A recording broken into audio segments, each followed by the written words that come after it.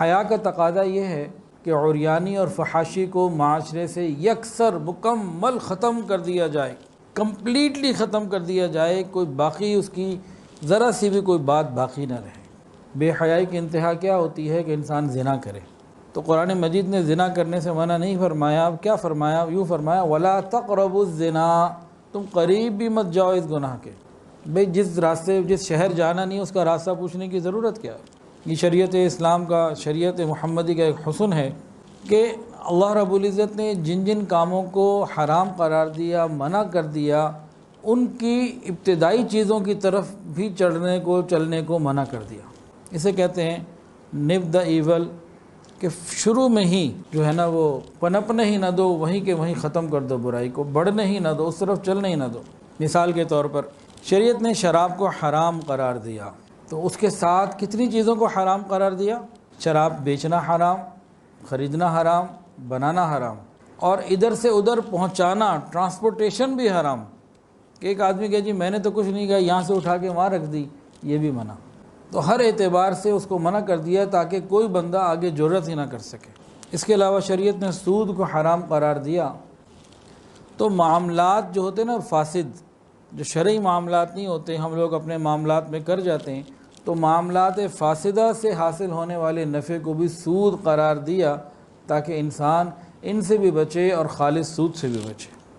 اسی طرح اللہ رب العزت نے شرک کو حرام قرار دیا، تو بھی تصویر بنانا، بت بنانا، اس طرح کی چیزوں کو بھی حرام قرار دے دیا۔ جب شریعت نے زنا کو حرام قرار دیا تو اس کی جو مبادیات ہیں نا، جہاں سے بندہ آگے بڑھ سکتا ہے، ان ساری چیزوں کو بھی حرام قرار دے دیا۔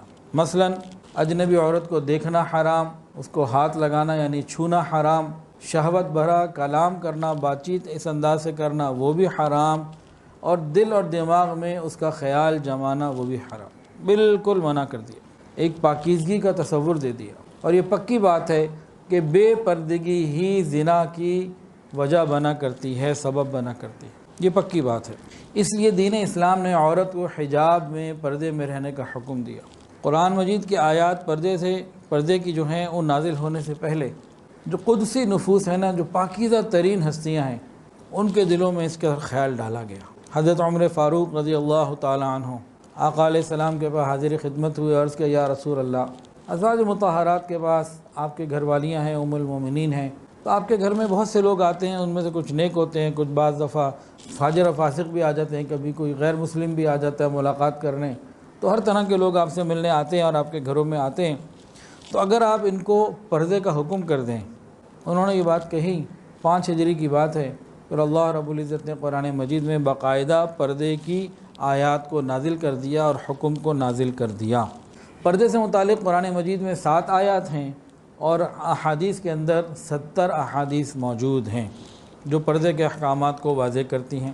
شریعت یہ چاہتی ہے کہ عورت جہاں تک ممکن ہو اپنے گھر میں ہی رہے، ہاں اگر کسی ضرورت کے تحت نکلنا پڑے تو اپنے جسم کو، زیب و زینت کو، بناؤ سنگھار کو برقعے کے ذریعے یا بہت بڑی چادر کے ذریعے چھپائے غیر محرم سے۔